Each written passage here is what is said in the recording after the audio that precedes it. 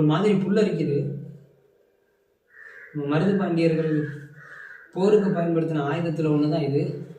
இன்னுமே அவ்வளோ ஷார்ப்பாக இருக்குது. இந்த ஆயுதம் என் கையில் இருக்குது அப்படின்னு நினைக்கும் போதே புல்லரிக்குது. இதெல்லாம் வச்சு தான் இது எல்லாத்தையும் வச்சு தான் வெள்ளையர்களை ஓட ஓட விரட்டியிருக்காங்க நம்ம முன்னோர்கள்.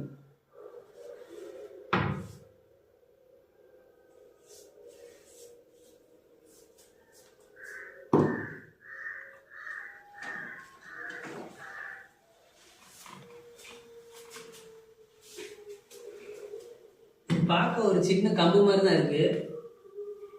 இரும்பு இதில் இருக்கிற கீழே இருக்குது இரும்பு. இதுவும் ஒரு வகையான கரலாக்கட்டை தான். உடற்பயிற்சி செய்வதற்காக பயன்படுத்துகிற ஒரு கரலாக்கட்டை.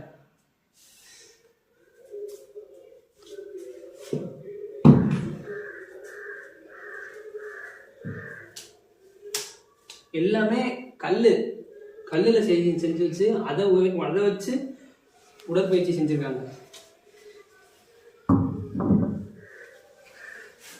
இது ரொம்பவுமே ஒரு பழமையான ஒரு புகைப்படம் தான். இதில் இருக்கிறது யாரு அப்படின்னு சரியாக தெரியல. ஒரு யார் அப்படின்னு உங்களுக்கு தெரிஞ்சுன்னா கமெண்ட்டில் சொல்லுங்கள். அது என்னன்னு சரியாக தெரியல. இதுவும் ஒரு வகையான ஒரு ஆயுதம் தான். அது எப்படி பயன்படுத்துவாங்க அப்படின்றது தெரியல. இதே மாதிரி இங்கேயும் ஒன்று வச்சுருக்காங்க. 2 கையில் வச்சு பயன்படுத்துறதுக்கான ஒரு ஆயுதம் தான் இது. இது மரத்தில் செஞ்சதா இல்லை மான் கொம்பில் செஞ்சதா அப்படிங்கிறது தெரியல. இதுவும் ஒரு வகையான ஆயுதம் தான்.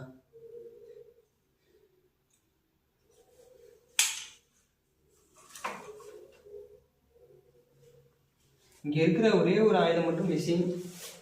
வளரி வகைகள்லாம் நிறைய இருந்ததா சொல்லப்படுது. அந்த வளரி ஐட்டங்களே இங்கே இல்லை.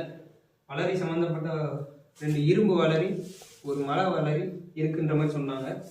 அது கோவிலில் பத்திரப்படுத்தி வச்சுருக்கதா ஒருத்தவங்க நம்மகிட்ட சொன்னாங்க. ஒரு சில பொருட்கள் மட்டும்தான் இந்த இடத்துல வச்சுருக்காங்க. மீதமுள்ள பொருட்கள் எல்லாமே பத்திரமா கோவிலுக்குள்ளே வச்சுருக்கதா சொல்லியிருக்காங்க. இன்னைக்கு கோவிலுக்கு நம்மளால் போக முடியல.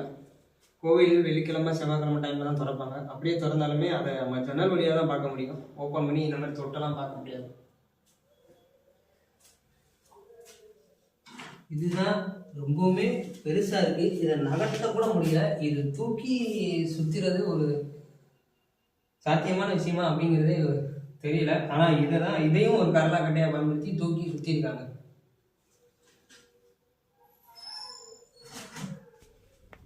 இந்த ரூம்குள்ளே தான் வவ்வாலாக சுற்றுது. அதனால் நம்ம உள்ளே போக முடியல. அதுக்குள்ளே என்ன பழைய மண்பானை அந்த மாதிரி பொருட்கள் தான் இருக்குது. கண்டிப்பாக உள்ளே போக முடியாது.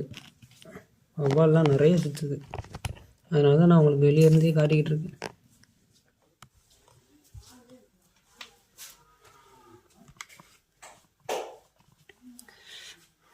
இதெல்லாம் இப்போ கட்டினதாக தான் இருக்குன்னு நினைக்கிறேன். ஆனால் கற்களோட அமைப்பெல்லாம் பார்த்தாமே எல்லாமே பழங்கால கட்டிட முறையில் தான் இருக்குது. இங்கே ஒரு படி கூட ஏறுது. ஏறி பார்க்கலாம். மொட்டை மாடிக்கு போகிறதுக்கான பாதை இங்கே இருக்குது. மேலே ஏறி பார்க்கலாம். ரொம்ப பழைய கட்டடம் தான், இருந்தாலும் கொஞ்சம் ஏறி பார்ப்போம் மேலே என்ன இருக்குது.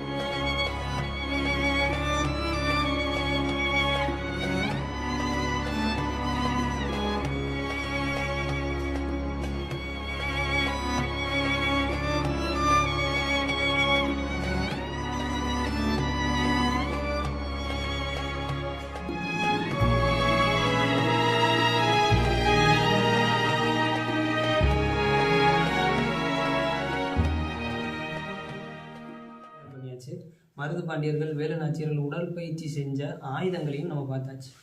இந்த இடத்த பற்றி சொல்லணும் அப்படின்னா, கொஞ்சம் ரொம்பவே சேதமடைஞ்ச நிலைமையில தான் இருக்குது.